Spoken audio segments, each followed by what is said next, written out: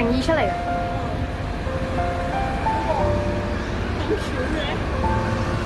開啦，走啦！今日影到咁多好貨嘅今日。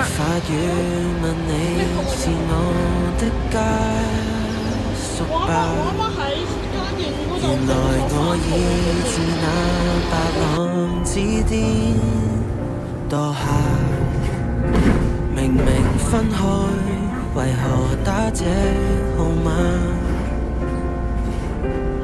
你可會很不解，我怎不刪了他？我知不該，但是不改，像某種流亡的愛，千里之外，聯繫還是依在。有沒有一絲半秒傷悲？要是我今晚異地斷氣，問你可肯即夜趕搭通宵客機？有沒有一絲半秒歡喜？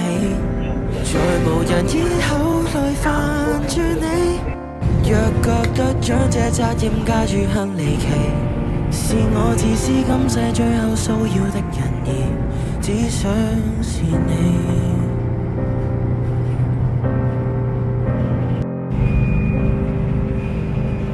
誰聯絡你？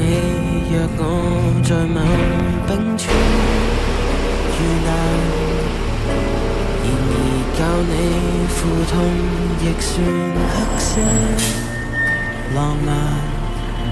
甜蜜那陣時，關懷日子總講到大淚眼。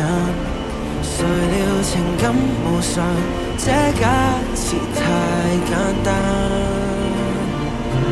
你有沒有一絲半秒傷悲？要是我今晚異地斷氣，問你可肯即夜趕搭通宵客機？有沒有一絲半秒歡喜？在無人以後去牽絆你，若覺得將這責任加諸很離奇，是我自私今世最後騷擾的人兒，只想是你，必須是你，很想被念記，即使淡淡回味，就算再新亦被嫌棄，都想借遺言說好想你。最美未夠運氣一起，